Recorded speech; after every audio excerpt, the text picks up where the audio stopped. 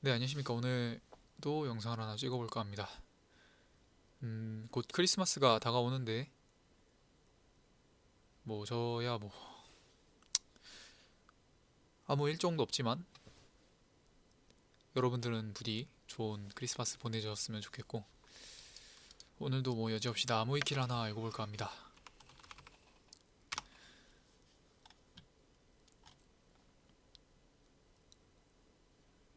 자,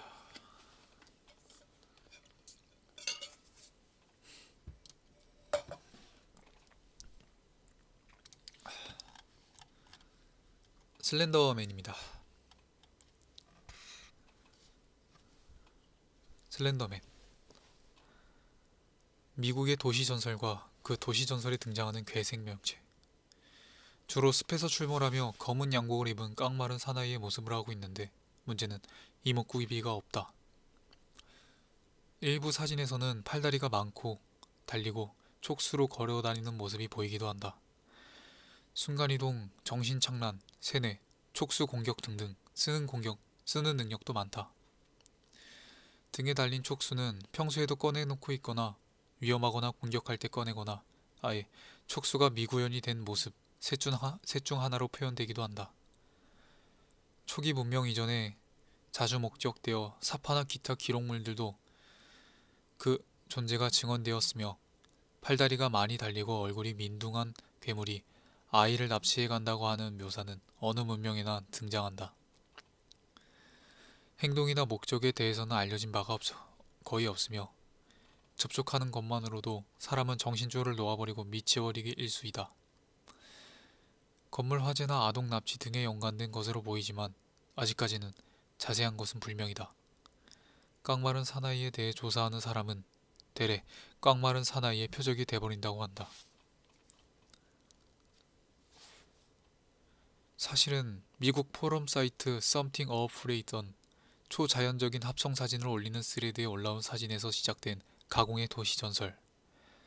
항목 맨 위에 걸린 사진들이 최초로 올라온 사진과 플라이버 텍스트로 이후 사진이 더 투고되면서 지금의 깡마른 남자가 탄생하게 되었다. 일종의 크리피파스타이며 이들 중 가장 성공한 사례이다. 2009년 6월 10일 사이트 이용자 빅터 슈 설지 본명 에릭 크누드센에 의해 창작되었다. 4챈도 아닌 합성 짤 스레드에서 나온 것 치곤 상당히 흥했으며 이후 유튜브 영상들을 필두로 한 이른바 더 슬렌더맨 미소스를 통해 하나의 세계관을 만들게 되었다. 파급력이 얼마나 컸던지 2014년 미국 위스콘신에서는 슬렌더맨이 심취한 12살 초등학생 소녀 2명이 친구를 19차례나 칼로 찔러 살해하려 한 사건이 일어나기도 했다. 다행히 피해자는 건강하게 회복된 뒤 다시 학교에 다니기 시작했다. 범인들은 체포 당시 친구의 피가 그대로 묻은 옷을 입은 상태로 취조실 안에서 춤을 추고 노래를 하는 등 비상식적인 행동과 언행을 보였고 결국 2017년 정신병원 치료형을 선고받았다. 이 사건 때문에 크리피파스타 커뮤니티가 한바탕 뒤집어지고 빅터 서지를 비롯해 관련된 사람들이 사죄 성명을 발표할 정도로 사회적 논란을 불러일으켰으며 슬렌더맨에 대한 인기 역시 움츠러든 감이 있다. 슬렌더맨의 이미지 역시 이 사건을 기점으로 안티히어로에 가깝게 변했다.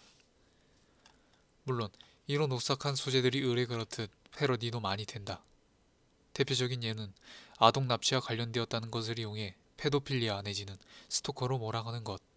사실 가장 많이 패러디되는 것은 이 녀석도 사실은 불쌍한 녀석이었어 혹은 이 녀석도 사실은 좋은 녀석이었어 드립으로 사실은 단지 친구를 원한다던가 숲에 떨어진 물건의 주인을 찾아다닌다거나 아니면 처음부터 자신의 정체를 밝히는 이들과 네트워크를 세뇌와 정보를 조작을 해낸 뒤 자신을 허구의 존재라고 믿게 만든다거나 물론 이것도 정보 조작과 세뇌라는 그럴 만한 증거가 없으니 믿거나 말거나 게다가 어떤 창작물에선 네티즌들한테 귀여운 괴물도 보여진 적도 있다. 아예 납치당할 뻔한 소녀가 슬렌더맨의 얼굴에 눈, 코, 입, 귀를 친절히 그려주자 감동받은 슬렌더맨이 친구가 되어준다는 귀여운 내용도 있고 그냥 얼굴에 옷도 뒤집어 쓴 거고 저걸 찢어본 결과 멀쩡히 눈, 코, 입, 귀 다 있더라 하는 내용도 있다. 이와 같은 창작 도시 전설에 대해 영어권에 슬렌더맨이 있다면 일본에는 쿠네쿠네가 있다고 할 수 있으며 장산범 또한 비슷하다고 볼 수 있다. 닥터 후에 나오는 사일런스가 이 녀석을 닮았다. 워낙 관련 2차 창작이 흥해서 잊혀진 사실이지만 퍼블릭 도메인이 아니라 엄연히 원작자가 있고 저작권이 있는 창작물이다. 원작자 에릭 크누드세는 슬렌더맨에 관련 2차 창작 등에 비교적 관대한 태도를 가지고 있지만 그렇다고 아무런 허가 없이 상업작품에 갖다 썼다간 고소를 먹을 위험이 있다. 여담으로 원작자인 에릭 크누이센에 따르면 슬렌더맨의 원본 이미지는 환타즘 시리즈의 톨맨 이미지를 편집한 것이라고 한다. 또한 2009년 11월에 원작자가 디비전 아트에 게시한 슬렌더맨의 이미지에서 묘사되듯 사실 초창기에 창작된 슬렌더맨은 명하게 얼굴이 묘사되어 있다. 또한 초창기엔 에릭 크누드센과 썸띵 어워플 유저들이 2009년 6월부터 2010년 2월까지 슬렌더맨 관련 게시물을 작성하고 만들어내면서 하나의 세계관을 만들기도 하였다. 물론 초창기라서 어느 정도 구축된 현대의 슬렌더맨과는 설정 나의 차이가 있다. 초창기 슬렌더맨의 특징이 현재의 슬렌더맨의 특징과 다른 이유는 현대 슬렌더맨 창작물이 대부분 원작에서 영향을 받은 것이 아닌 2009년 6월 20일 투고된 마블 호넷의 오퍼레이터의 영향을 받은 것이기 때문이라고 할 수 있다. 또한 진술했듯이 슬렌더맨은 엄연히 저작권이 존재하는 캐릭터로 상업적인 목적으로 사용하려면 원작자의 허가를 받아야 한다. 2016년 5월 기준 슬렌더맨의 지적 재산권은 영화 제작사 머살리즈 엔터테인먼트에 매각되었지만 문제는 2019년에 회사 자체가 분할되어 저작권 소유자가 누구인지 불투명해졌다.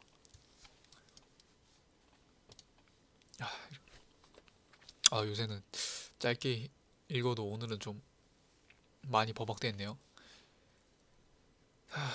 좀 늘 줄 알았는데 더 잘하겠습니다. 어쨌든 긴 영상 봐주셔서 감사하고 다음에는 더 좋은 영상으로 찾아뵙도록 하겠습니다. 부디 좋은 크리스마스, 좋은 연휴 보내시고 항상 행복한 하루 되시길 바라겠습니다. 감사합니다.